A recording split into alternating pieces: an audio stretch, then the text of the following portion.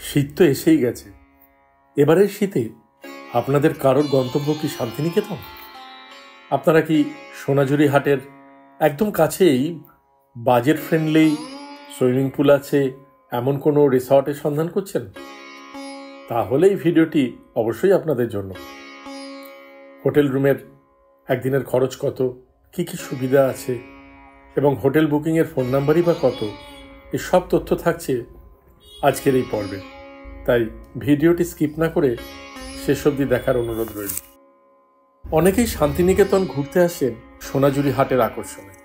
আমরা শান্তিনিকেতন ঘুরতে এলে এই হাটের পাশে থাকতেই বেশি পছন্দ করি। আপনারা যদি সোনাঝুরি হাটের কাছাকাছি কোনো রিসর্ট বা হোটেলে থাকেন, তাহলে এই সোনাঝুরি হাট বা খোয়াইয়ের হাটটি ঘুরে দেখতে আপনাদের খুবই সুবিধা হবে। আমরা এবার যে রিসর্টে ছিলাম তার নাম হলো সাঁঝবাতি রিসর্ট।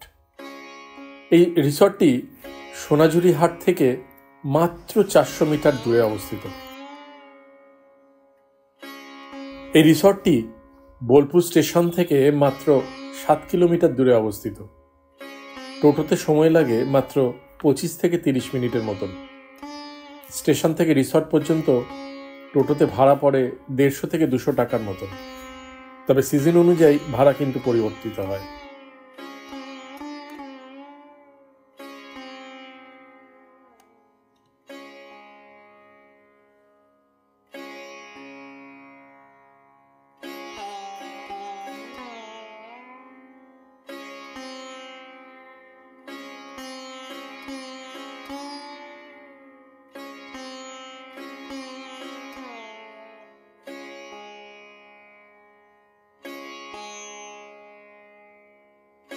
গেট দিয়ে ঢুকেই আপনারা একটু এগিয়ে যান, তাহলে দেখতে পাবেন ডান দিকে এদের রেস্টুরেন্ট। এদের ব্রেকফাস্ট কিন্তু কমপ্লিমেন্টারি।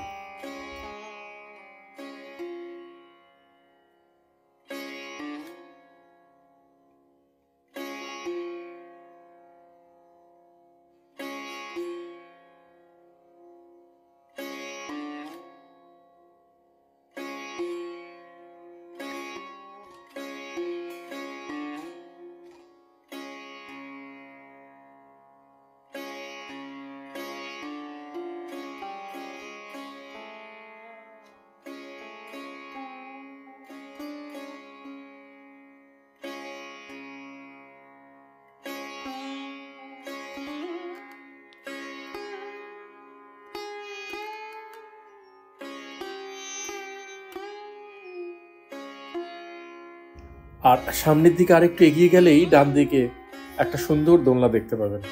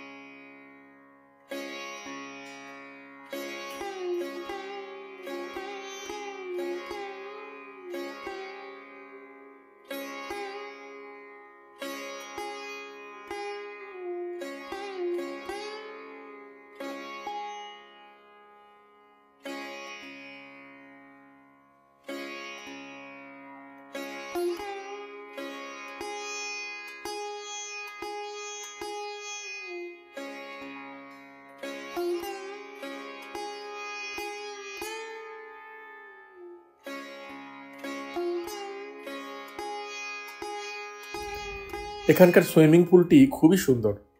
এখানে দুটি সুইমিং পুল আছে, একটা বড়দের আর একটা বাচ্চাদের জন্য।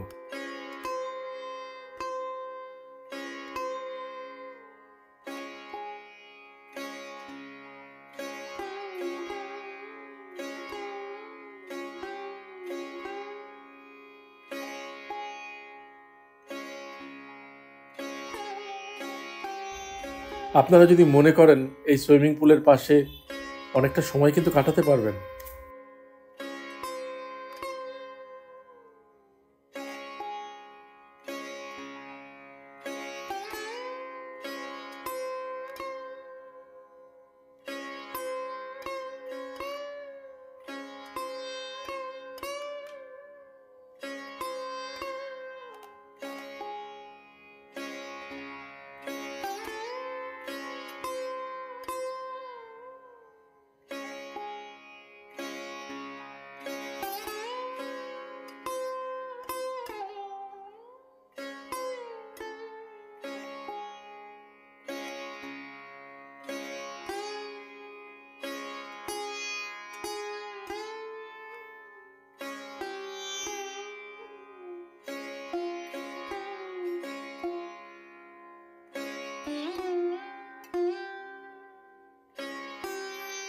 সন্ধে হলেই এই রিসর্টটি মায়াবী আলোয় আলোকিত হয়ে ওঠে।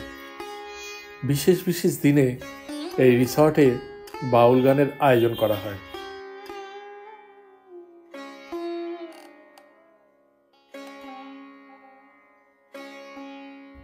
এবার আমি রুম ট্যারিফটা আপনাদের সামনে তুলে ধরলাম। তবে দোল আর পৌষ মেলার সময় কিন্তু এখানে হোটেলগুলির ভাড়া অনেকটা বেড়ে যায়।